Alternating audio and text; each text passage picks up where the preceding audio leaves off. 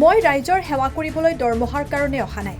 অংগনবাড়ী আশাকৰ্মী, ৰন্ধনকৰ্মীয়ে কিমান পাৰিতোষিক পায় আমি সকলোৱে জানো।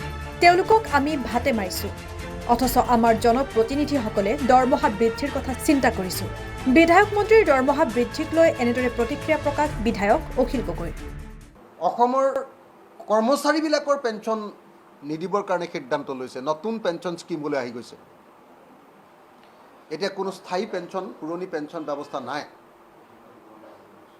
অথচ এজন কৰ্মচাৰীয়ে অতি কমেও 20 বছৰ, 25 বছৰ, 35 বছৰ চাকৰি কৰে। আমি 5 বছৰৰ কাৰণে কেৱল MLA হওঁ। কোনোবাই 2-3 হয়, সেইটো বেলেগ কথা। কিন্তু আমাৰ কাৰ্যকাল 5 বছৰীয়া। আমি এই 5 বছৰীয়া কাৰ্যকালত এজন চাকৰিয়ালতকৈ দৰমহাও বেছিকৈ পাওঁ, আৰু তাৰ পাছত গোটেই জীৱনৰ কাৰণে আমি পেঞ্চন আৰু ফেমিলি পেঞ্চনো পাওঁ। এতিয়া যদি এজন কৰ্মচাৰীক আমি পেঞ্চন নিদিওঁ, সেই বিধায়কজনে কেনেকৈ আমি আমাৰ ফেমিলি পেঞ্চনো ল'ব পাৰোঁ আৰু কেনেকৈ আমি বাৰম্বাৰ পেঞ্চন বৃদ্ধি কৰি থাকিব পাৰোঁ।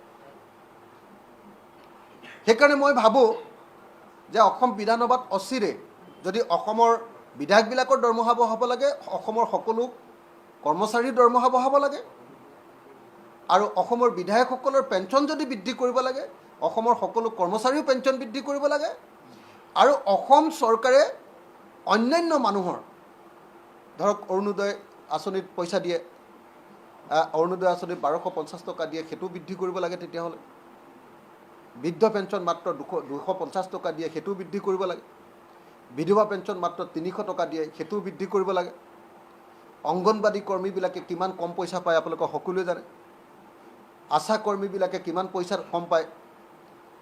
তাৰপিছত আপোনাৰ ৰান্ধনীবিলাকে কিমান কম পইচা পায়। তেওঁলোকক আমি ভাতে মাৰিছোঁ, তেওঁলোকক আমি নেখাই নোবোৱাই শুকুৱাই ৰাখিছোঁ।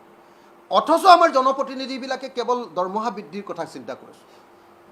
আৰু আমিতো ৰাইজৰ সেৱা দৰমহাৰ কাৰণে কৰিবলৈ অহা নাই। দৰমহা লোৱা কথাটোৱে আচলতে বিসদৃশ। আমি ৰাইজৰ সেৱা কৰিবলৈ আহিছোঁ। এইটো আমাৰ ছ'চিয়েল ছাৰ্ভিচ। ছ'চিয়েল ছাৰ্ভিচ কৰিবলৈ আহোঁতে এটা দৰমহা লোৱাৰ ব্যৱস্থা কৰি দিয়া হৈছে, কিন্তু সেইটো বাৰম্বাৰ বৃদ্ধি কৰি, আৰু তাকো বানপানীৰ সময়ত, তাকো যি সময়ত আন সকলো কৰ্মচাৰীক আমি পেঞ্চনটো নাইকিয়া কৰি দিছোঁ, সেই সময়ত আকৌ আমাৰ পেঞ্চন বৃদ্ধি কৰিবৰ কাৰণে ব্যৱস্থা লোৱাটো নিশ্চিতভাৱে জনগণ বিৰোধী সিদ্ধান্ত, নিশ্চিতভাৱে অনৈতিক সিদ্ধান্ত, নিশ্চিতভাৱে এইটো মানি ল'ব পৰা সিদ্ধান্ত নহয়। আৰু সেইকাৰণে আমি ৰাইজৰ দলে বিধায়কসকলৰ দৰমহা, মুখ্যমন্ত্ৰীৰ দৰমহা, মন্ত্ৰীসকলৰ দৰমহা আৰু স্পীকাৰ আৰু ডেপুটি স্পীকাৰৰ দৰমহা বৃদ্ধি কৰিবলৈ লোৱাৰ সিদ্ধান্তৰ তীব্ৰ বিৰোধিতা কৰিছোঁ।